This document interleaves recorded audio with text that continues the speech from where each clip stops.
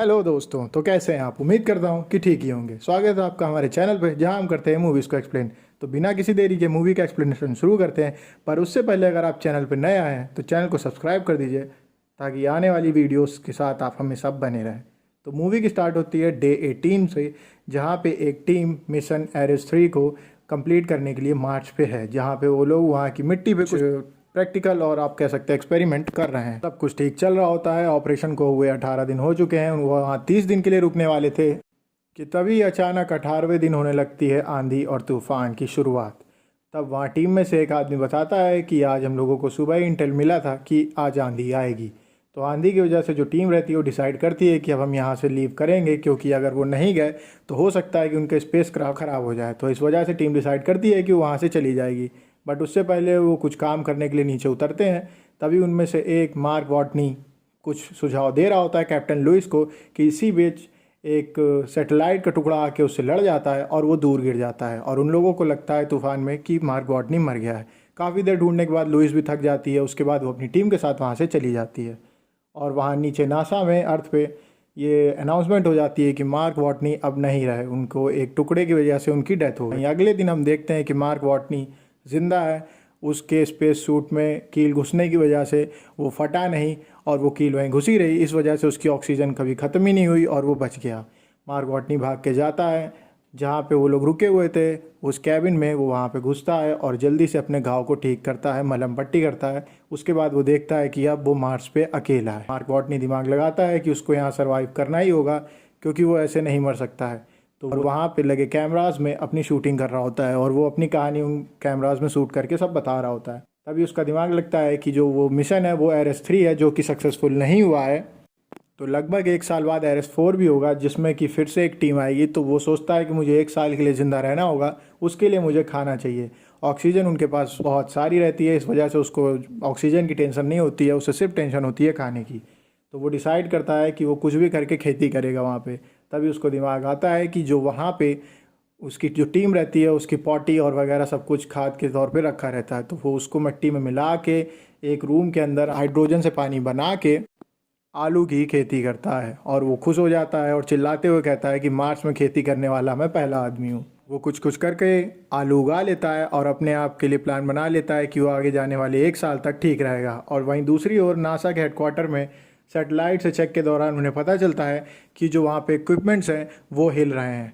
तब उनमें से टीम की एक मेंबर जा करके नासा के हेड से बात करती हैं कि जो मार्क वॉटनी है वो शायद ज़िंदा है, और वो सब सेटेलाइट चेकिंग के बाद उन्हें पता चलता है कि मार्क वॉटनी ज़िंदा है। तभी जो वहाँ का जो चीफ रहता है कपूर, वो आता है और वो डिसाइड करता है कि हम मार्क वॉटनी को बचाएंगे। वही मार्क वॉटनी एक ड्रोन, एक गाड़ी से दुनिया भर में वहाँ पे जितना मार्स में घूम सकता था घूमता था। वो लोग ये समझ नहीं पा रहे थे कि मार्क वॉटनी जा कहाँ पे रहा है, पर वो जा रहा होता है 1997 के दौरान फेल हुए एक मिशन एरिया पे, जहाँ पे कि उनकी एक मशीन रहती है जिसके थ्रू वो मार्स से अर्थ पे कम्युनिकेट कर सकते हैं। उस मशीन को वो ढूंढ लाता है, और वहीं दूसरी ओर कपूर भी ये बात जान जाता है। तो वो जो रखी रहती है मशीन अर्थ पे, उसको ऑन करता है, और वो लोग आपस में कम्युनिकेट करते हैं। तो कम्युनिकेशन के दौरान बात होती है, और उससे उन लोगों का प्लान जो होता है वो स्टार्ट हो जाता है मार्क वॉटनी को बचाने। नासा को भी ये बात पता होती है कि मार्क वॉटनी के पास ज़्यादा समय नहीं है, तो वो जल्दबाजी में एक स्पेसक्राफ्ट बनाते हैं, जिसको कि वो लॉन्च करते हैं बिना टेस्ट के, एक रिस्क लेते हुए, जो कि एयर में जाते ही ब्लास्ट हो जाता है और मिशन अनसक्सेसफुल हो जाता है। उसके बाद वो जाके मार्क वॉटनी को संपर्क करते हैं और उससे कहते हैं कि तुम्हारे पास जो खाना है उसको तुम्हें और थोड़े दिन चलाना होगा।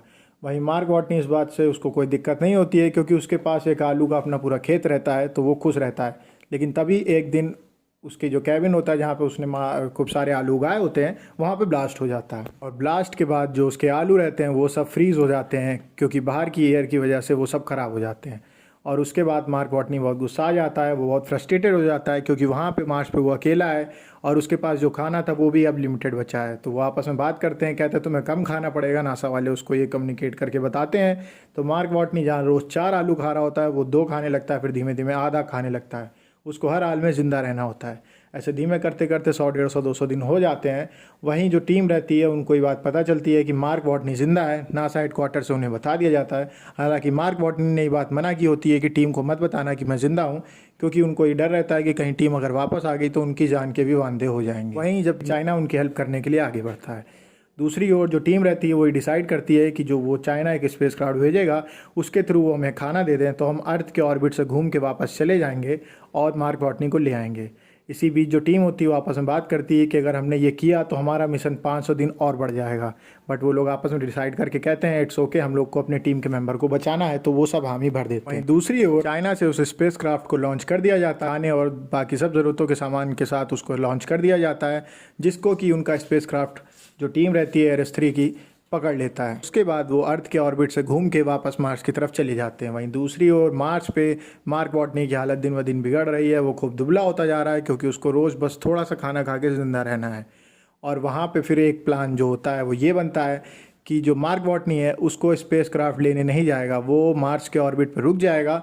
मार्स के ऑर्बिट तक मार्क वॉटनी को खुद जाना होगा एक छोटे से लॉन्चर के थ्रू। ये प्लान जब बनता है तो मार्क वॉटनी कहता है इट्स ओके, मैं ये करूँगा। और फिर उसके बाद आता है प्लान का असली रूप, जहाँ बताया जाता है कि लॉन्चर है उसमें हम लोग कुछ भी नहीं रखेंगे, उसको पूरा खाली कर दिया जाएगा। जिसके बाद जो कि कपूर रहता है वो खुद कहता है कि अगर हम ऐसा करेंगे तो मार्क वॉटनी की जान जाने के ज़्यादा चांस रहेंगे। बट वो लोग यही कहते हैं कि अगर ये हम नहीं करेंगे तो मार्क वॉटनी वैसे भी नहीं बचेगा। तो वहीं मार्क वॉटनी कहता है इट्स ओके, मैं ये करने को तैयार हूँ। और वो लॉन्चर के अंदर का हर जो भी उसका कंट्रोलर और जितने भी वगैरह वगैरह इक्विपमेंट्स रहते हैं वो सब हटा देता है और वो लॉन्चर में बैठ जाता है, जो कि नासा वहाँ से कंट्रोल कर रही होती है। और वो लॉन्चर को उड़ा देते हैं। लॉन्चर जैसे ही स्पेस क्राफ्ट के पास पहुँचता है तो स्पेस क्राफ्ट से जो उनकी कैप्टन लुइस रहती है वो बाहर निकलती है वायर के थ्रू मार्क वॉटनी को स्पेस में पकड़ने के लिए। वहीं मार्क वॉटनी देखता है कि जो लॉन्चर है वो दूसरी डायरेक्शन की तरफ जा रहा है, तो वो अपने स्पेस सूट में एक छेद कर लेता है, जिसकी एयर की वजह से वो थोड़ी दूर प्रेशर से उड़ जाता है और लुइस उसको पकड़ लेती है। और इस तरीके से मार्क वॉटनी को वो लोग बचा लेते हैं और वापस चले आते हैं। मूवी के एंड में दिखाया गया है कि जो मार्क वॉटनी है वो नासा में एक सर्वाइवल एक्सपर्ट हो चुका है और वो सबको सर्वाइवल के क्लासेस देता है कि कैसे आप मार्स पे सर्वाइव कर सकते हैं, और सब लोग वापस अर्थ पे आ चुके हैं और मूवी यहीं ख़त्म होती है। अगर आपको वीडियो अच्छा लगा हो तो वीडियो को लाइक करें, चैनल को सब्सक्राइब करें। मिलते हैं आपसे नेक्स्ट वीडियो में। हम लाते रहेंगे ऐसी ऐसी नई नई मूवी और उनकी स्टोरियाँ। तब तक के लिए stay safe, stay healthy, bye bye.